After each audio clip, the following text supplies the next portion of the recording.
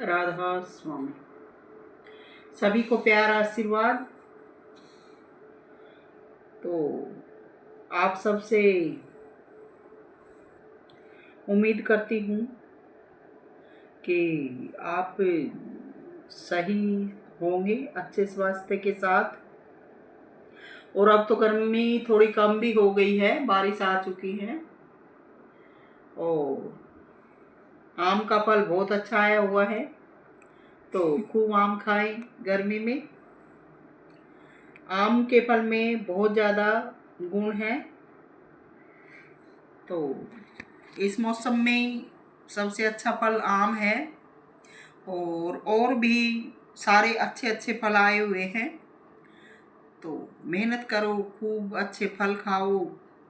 अच्छे फल खाओगे, अच्छा भोजन खाओगे तो रोज़ की जो भागा दौड़ी है डॉक्टरों के पास जाने की, उससे बचोगे और स्वास्थ्य भी अच्छा रहेगा, अच्छे चलोगे।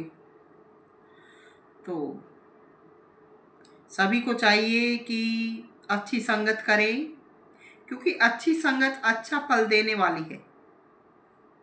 अच्छी संगत से तात्पर्य सभी अच्छे गुण जिसमें विद्यमान हो, जिसके संपर्क में हम जाएं तो हमें वो अच्छे गुणों की बढ़ोतरी हो। ऐसी जो संगत मिले तो उसको अच्छी संगत बोलते हैं, सत्संगत बोलते हैं। तो गुणों की बढ़ोतरी हो, दुर्गुण दूर हो। जिस चीज़ में गुण है उसके दर्शन मात्र से हमारे दिमाग में हलचल होने लगती है और हम हैरत में आ जाते हैं। कभी भी ऐसी चीज़ का दर्शन नहीं करना जिसे देखकर मन कूदने लगे और विचारों में गड़बड़ी फैले। ऐसी बातें या ऐसी चीज़ें हमें भटकाती हैं।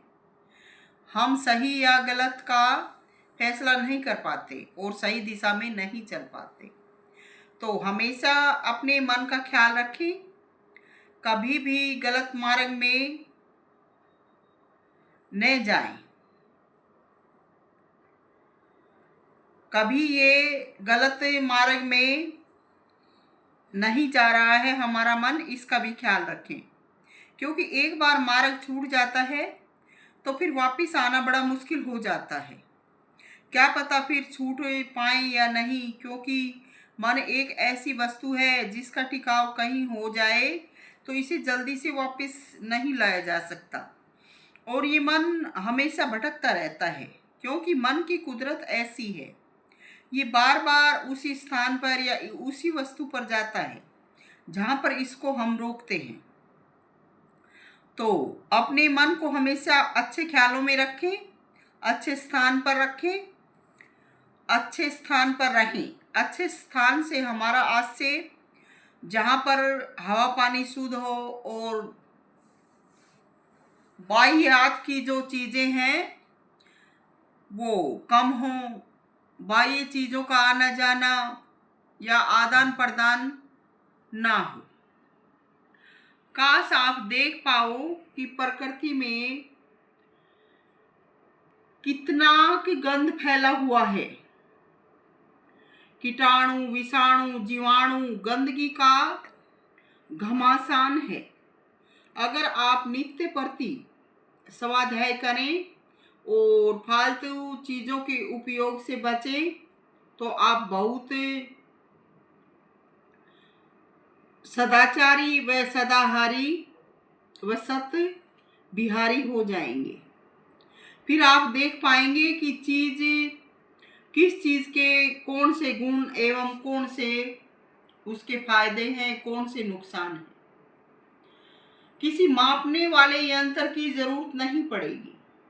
आपका मन मस्तिष्क हर चीज़ की सूचना आपको देगा। तो हमेशा सत्संगत करें, सदाहार करें, हर चीज़ के पाबंद रहें। आप अपने आप को सबसे अलग महसूस करेंगे। ऐसा अगर करेंगे तो सबसे अलग महसूस करेंगे और लाखों बुराइयों से, विसंगतियों से आप बच जाएंगे। सत्संग नाम किसी एक वस्तु के गाने का नहीं है, 2-3 शब्दों के, 5-10 शब्दों के गाने का नाम सत्संग नहीं है। जिस किसी ने जो कुछ कहा है ठीक है, आप भी मानो, हम भी मानते हैं, मगर ये बात हमारे सामने है कि जो कुछ उन्होंने कहा है या हम कर रहे हैं, क्या उससे हमारा जीवन सही चल रहा है? क्या हमारे जीवन को या हमारी जो पीढ़ियां हैं उनको सही दशा मिल रही है? अगर उनको सही दशा मिल रही है ऐसा करने से, 2-4 नाम गाने से, 5-10 गाने से, तो आप ऐसा ही करें। मगर मैंने जीवन में आजमाया है कि 5-7 नाम गाने से या 5-10 अक्षर बोलने से सत्संग नहीं होता। सत्संग प्रकृति व प्रकृति की हर चीज में है। हर चीज सत्संग से जुड़ी है, हर चीज में सत्संग है। काबिलियत आप में होनी चाहिए जानने पहचानने की। मैं देखती हूँ कि आज की इस दुनिया में बहुत सी नस्लें देखने में इतनी साफ सुथरी दिखती हैं कि आप बाह्य सुंदरता देखकर हैरान रह जाएंगे, मगर उनका खाना पीना, रहन सहन, रहने का तरीका, उनके आसपास का माहौल आप देखेंगे, उन सुंदर दिखने वाली चीजों में आप एक पल भी नहीं रह पाएंगे। देखने में उनकी चीजें भी आकर्षक व मोहक लगेंगी, मगर उनमें जो गंध दुर्गंध भरी पड़ी है वो आप नहीं देख पाते हैं। आज जितने भी सौंदर्य के प्रसाधन बने हैं उनमें ज्यादातर प्याज लहसुन का प्रयोग होता है, और प्याज लहसुन काटने के 10-15 मिनट बाद दुर्गंध में बदल जाती हैं। तो सभी चीजों में गंध भरा पड़ा है। मैं ये नहीं कहती आप प्याज लहसुन मत खाओ, खाओ, मगर सही तरीका अपना कर खाओ। तो अच्छा वातावरण जीवन जीने का आधार है। वातावरण को अच्छा बनाओ। खुदा का मिलना गाते रहते हैं और बाहर बहते रहते हैं, कहीं और बाहर ही बहते रहते हैं। खुदा कैसी चीज है आप सपन में भी नहीं सोच सकते। पुराने समय में ऋषि मुनि धोती नेती की क्रियाएं करते थे ताकि उनकी स्वच्छता सफाई बनी रहे। क्या आज कहीं भी किसी साफ सफाई का ख्याल रखा जा रहा है? सब कुछ ऐसे ही पड़ा है। कुछ बदलाव अवश्य हुआ है कि इंसानों ने पेड़ पौधे लगाने शुरू कर दिए हैं, कुछ हरियाली के शौकीन भी हो गए हैं, नहीं तो इंसान सूखे में मर रहे थे। तो हरियाली भी साफ है, सुंदर जीवन का अंग है। पेड़ पौधों की संगत करें, इनसे हमें अनेकों प्रेरणा मिलती है। तो क्या बताएं और कैसे कैसे बतलाएं कि जीवन में क्या क्या ग्रहण करें? सभी कुछ मेहनत का परिणाम है। मेहनत हम करना नहीं चाहते। इंसान स्वाध्याय तो चाहता है, स्वाध्याय नहीं, सॉरी, इंसान स्वास्थ्य तो चाहता है, मगर स्वास्थ्य के जो साधन हैं पैदा करने के वो नहीं करता। अब रोज के आलू प्याज भिंडी में स्वास्थ्य कहाँ से आए? इनसे अलग अगर चाहते हैं तो मेहनत करनी पड़ती है। मेहनत हम करते नहीं हैं, और जो मेहनती हैं, जो मेहनत करते हैं, उनको हम आगे बढ़ा देखते हैं, उनको अच्छा खाता पीता देखते हैं, तो उनकी चीज़ों को देखकर हमें जलन होती है, हम जल उठते हैं।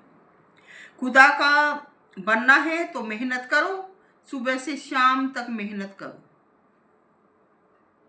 किसी भी पल में निठल्ले मत बैठो। आप देखते हैं ये धरा, ये पूरा विश्व संसार कितना बड़ा है, और इसमें हर जीव अपने कार्य में लगा हुआ है, या हर जीव को लगना चाहिए, क्योंकि सभी के तालमेल से ये धरा चल रही है।